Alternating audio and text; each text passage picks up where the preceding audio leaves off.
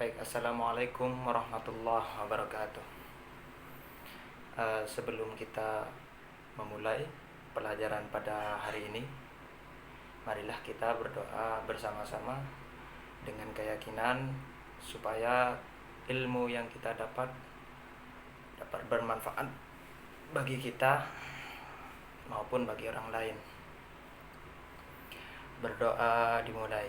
Bismillahirrahmanirrahim.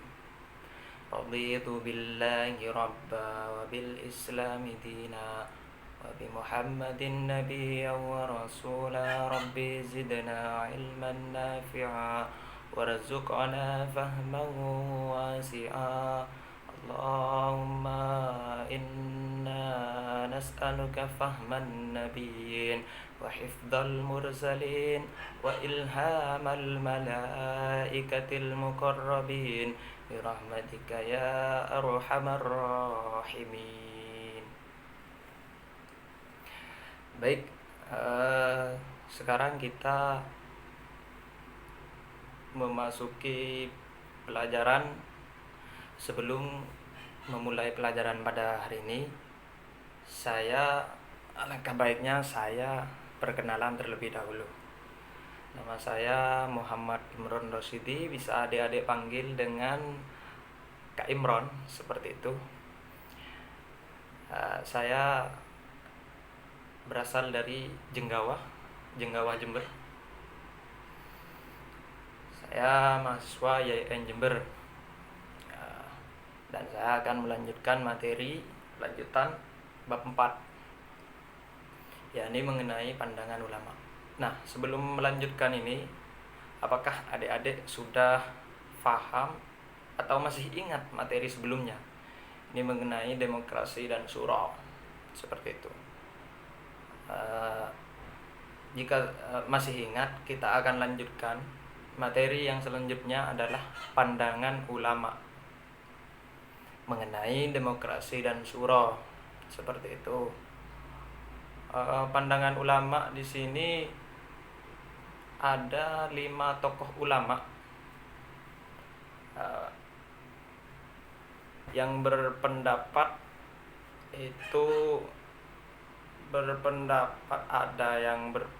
dan dapat disimpulkan bahwa kelima ulama itu dapat disimpulkan ada yang menolak demokrasi secara mutlak dan ada yang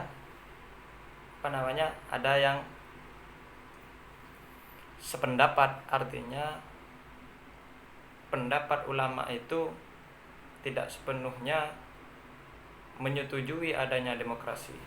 Ada yang tidak sependapat dan juga ada yang memberikan masukan atau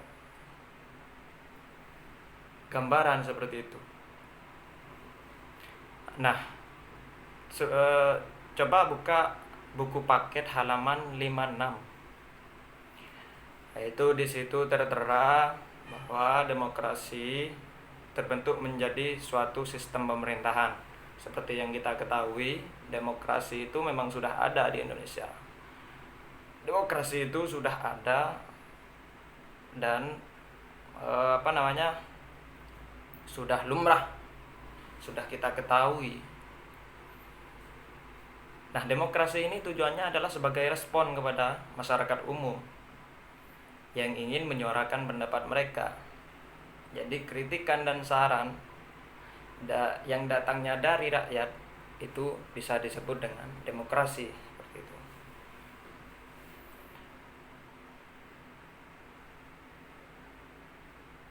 Nah, dengan adanya demokrasi ini tidak mungkin ada kepemerintahan yang disebut tirani, seperti itu. Karena demokrasi ini akan rakyat selalu ingin menyuarakan pendapatnya, ingin menyuarakan apa sekiranya kepemerintahan ini dijalankan dengan baik oleh para pejabat yang duduk di parlemen, seperti itu.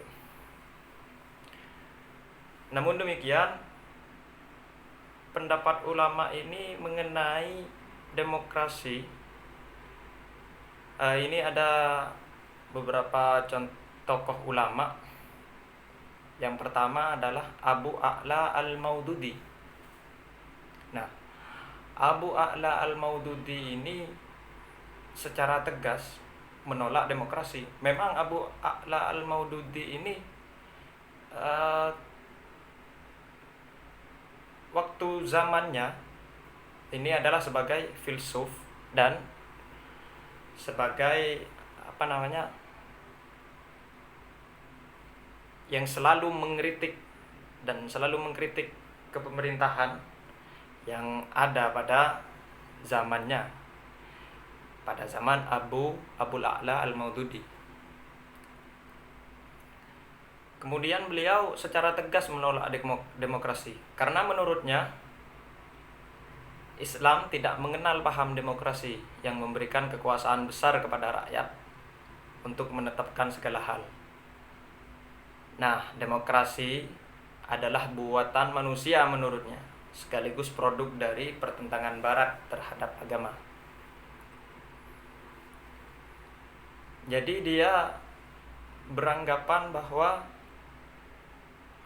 demokrasi modern ini merupakan sesuatu yang bersifat syirik, karena seharusnya Islam itu menganut paham teokrasi atau sepenuhnya itu berdasarkan hukum Tuhan, seperti itu. Nah, pada zaman Abul A'la al-Maududi ini ada di daerah barat, dan tentunya tidak akan mungkin paham yang diberikan atau pendapat yang diberikan oleh Abul A'la al-Maududi ini tidak mungkin bisa diterapkan di Indonesia. Karena di Indonesia seperti yang kita ketahui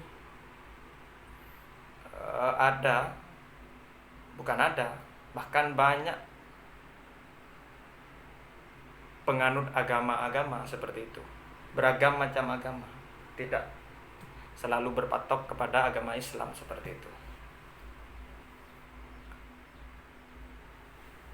Nah, kemudian yang kedua adalah Muhammad Iqbal.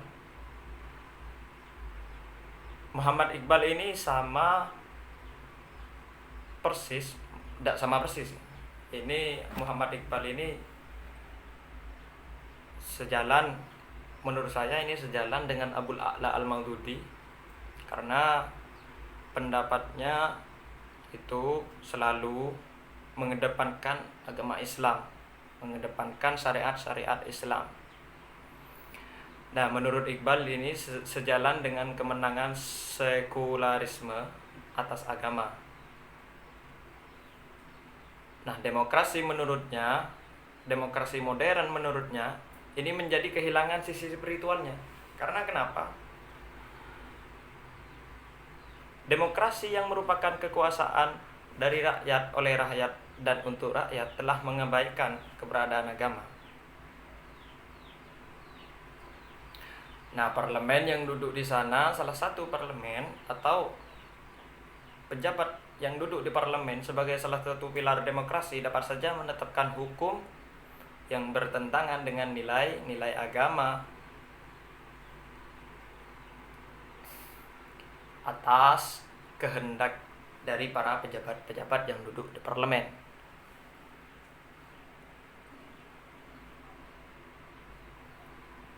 Karenanya menurut Iqbal, Islam tidak dapat menerima model demokrasi barat yang telah kehilangan basis moral dan spiritualnya. Nah, di sini Muhammad Iqbal memberi tawaran tentang demokrasi yang tidak bertentangan dengan Islam. Itu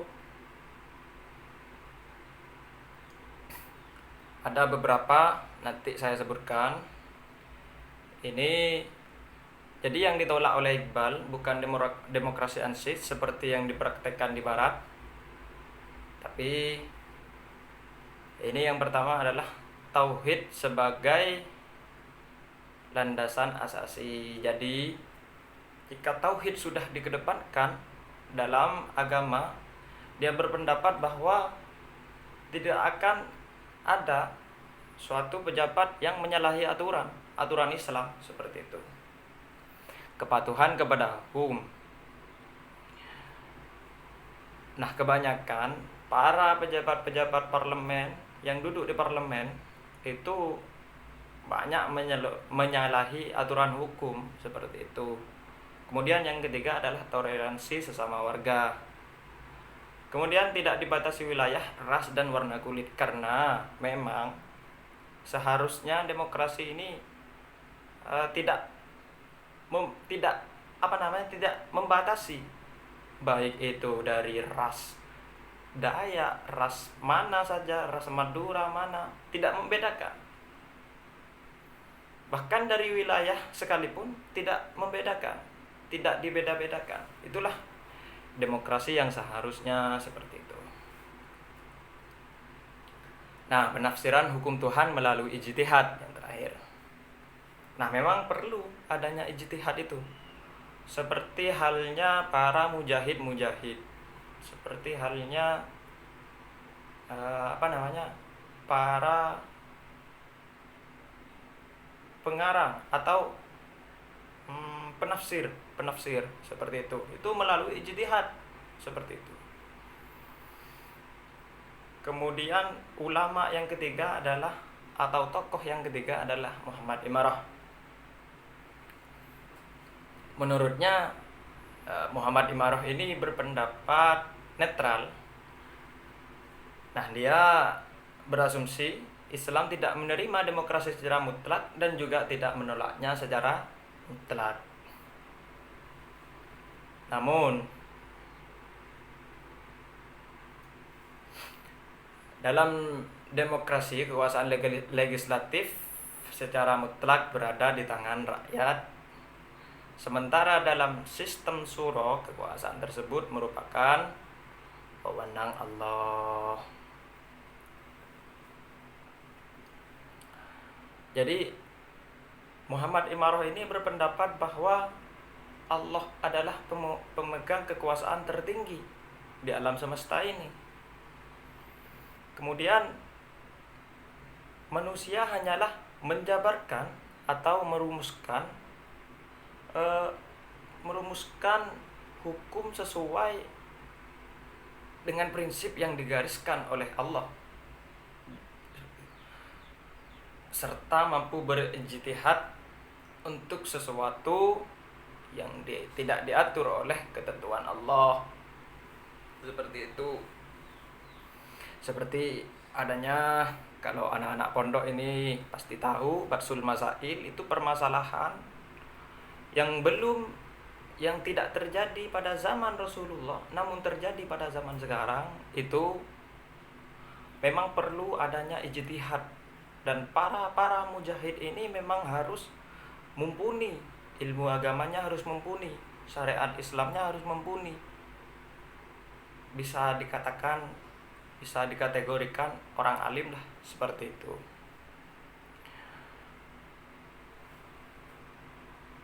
Nah, jadi Allah di sini menurut Muhammad Imarah ini adalah sebagai syari' atau legislator, sementara manusia adalah sebagai faqih yang memahami dan menjabarkan hukumnya, seperti itu.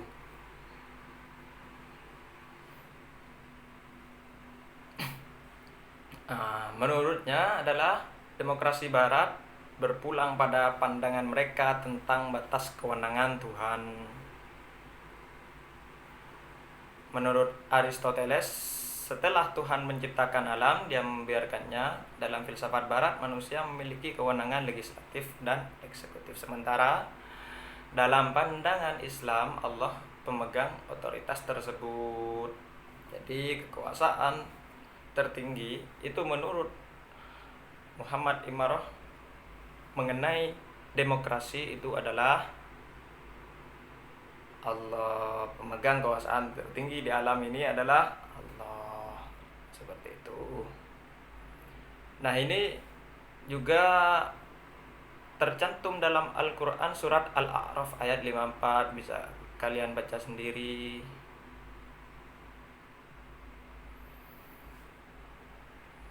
Nah, kemudian yang ketiga adalah yang keempat adalah Yusuf Al-Qaradawi.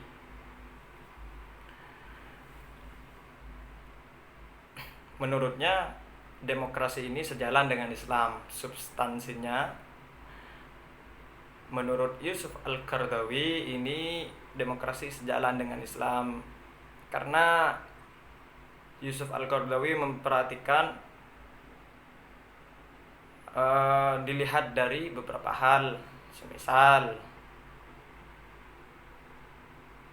dalam demokrasi, proses pemilihan melibatkan banyak orang untuk mengangkat suatu kandidat.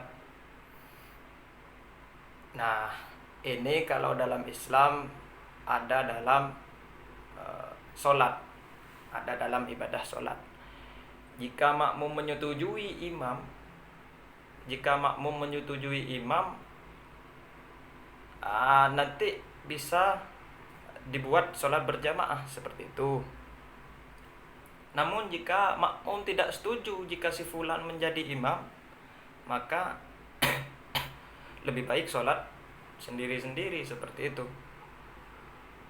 Nah, imam juga harus fasih dalam melafadzkan lafaz-lafaz bacaan sholat seperti itu. Jika imam sudah tidak fasih dalam melafadzkan bacaan-bacaan sholat, itu tidak boleh menjadi imam, kan seperti itu, seperti yang kita ketahui. Begitu juga dalam demokrasi, pemilihan secara mutlak ada di tangan rakyat. Jika rakyat ingin memilih, semisal si A ingin dijadikan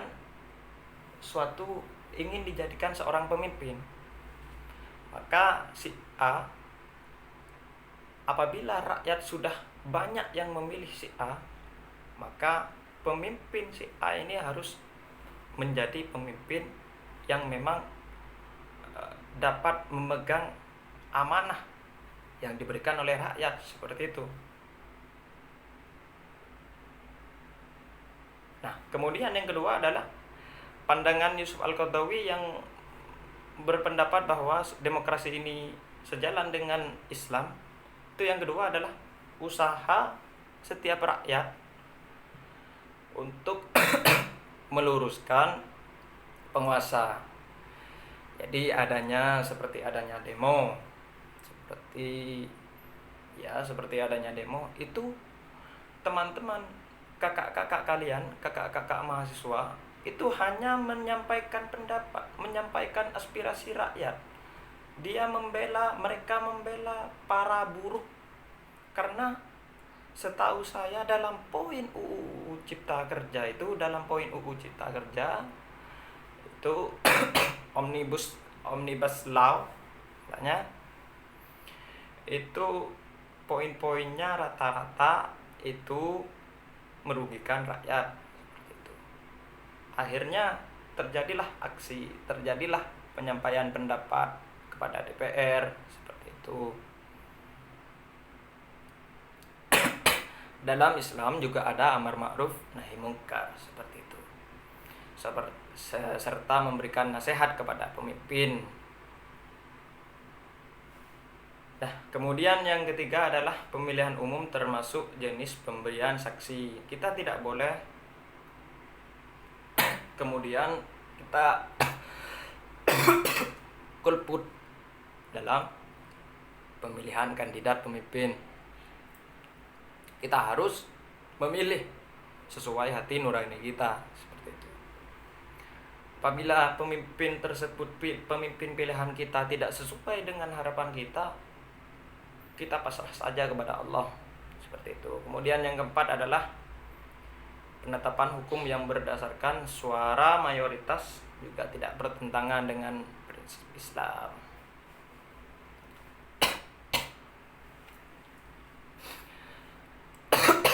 Jadi seperti pemutusan di dalam suatu masalah dalam kepemerintahan, semisal ada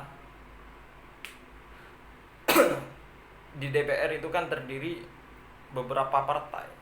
Ya, misal partai A ini mayoritas lah, seperti itu. Itu otomatis pendapat yang disetujui adalah pejabat yang mengikuti mayoritas itu, seperti itu. Kemudian yang kelima adalah kebebasan pers dan kebebasan mengeluarkan pendapat serta otoritas pengadilan merupakan sejumlah hal dalam demokrasi yang sejalan dengan Islam. Kemudian tokoh yang kelima adalah Salim Ali Al-Basnawi.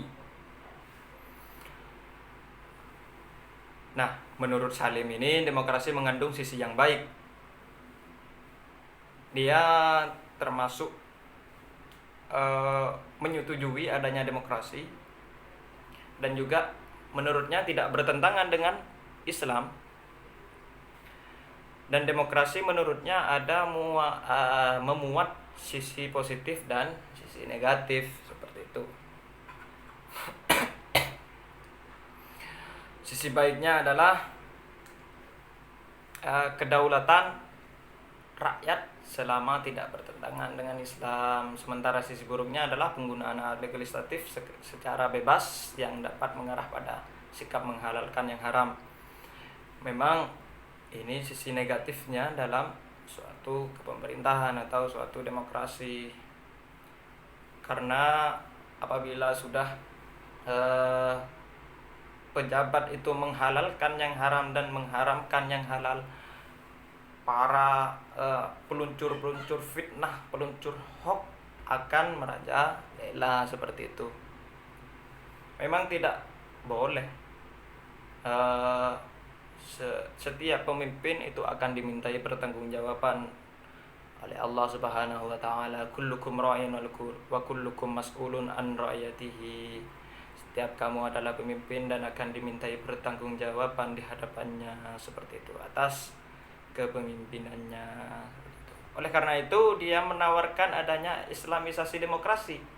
Salim Ali Al-Basnawi ini menawarkan empat tawaran yang diatur dalam konsep Islamisasi demokrasi. Menurutnya yang pertama adalah menetapkan tanggung jawab setiap individu di hadapan Allah.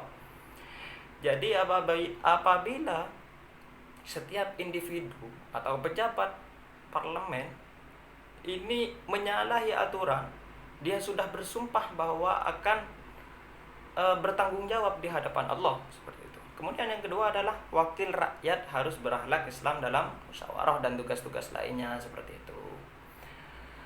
Kemudian yang ketiga adalah mayoritas bukan ukuran mutlak dalam kasus yang hukumnya tidak ditemukan dalam Al-Quran. Jadi apabila terdapat suatu permasalahan, itu harus melalui ijtihad para ulama, seperti itu. Kita harus berkonsultasi. Seharusnya para pejabat itu harus berkonsultasi kepada para ulama yang hidup di Indonesia ini. Kemudian yang keempat adalah komitmen terhadap Islam terkait persyaratan jabatan, sehingga hanya yang bermoral yang duduk di parlemen. Jadi memang betul yang sudah mumpuni syariat Islamnya sudah kuat, memang dia harus yang duduk di parlemen, tidak amburadul istilahnya, seperti itu. Nah, mungkin hanya itu yang dapat kakak sampaikan. Nanti kalian adik-adik membuat tugas. Saya perintah untuk membuat ngevlog, seperti ngevlog itu, membuat video sendiri, membaca surat Al-A'raf tadi, Al-A'raf ayat 54. Al-A'raf ayat 54 dengan bacaan tajwid yang benar, seperti itu. Nanti videonya bisa dikirim lewat Japri saya. WA saya sudah saya share, sudah saya berikan kepada Pak Zen, seperti itu. Dan apabila ada yang perlu ditanyakan, silahkan kalian jangan malu-malu untuk menanyakan kepada saya melalui Japri ya. Itu nomor sekaligus WA, seperti itu. Terima kasih.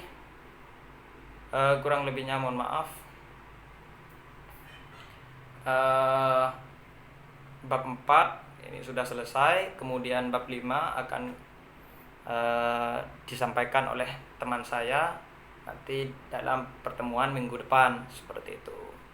Pertemuan minggu depan ini sudah offline atau bisa tatap muka, sehingga kalian tidak usah sungkan-sungkan untuk bertanya.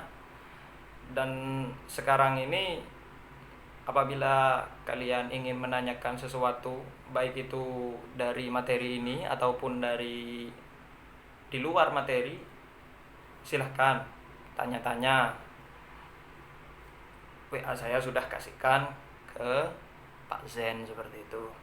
Mari kita tutup pertemuan kali ini dengan bacaan Kafaratul Majlis. Semoga ilmu yang kita dapat bermanfaat bagi kita maupun bagi orang lain. Subhanakallahumma bihamdika asyhadu an la ilaha illa anta astaghfiruka wa atubu ilaik wa atubu ilaik wa atubu ilaik. Kurang lebihnya mohon maaf.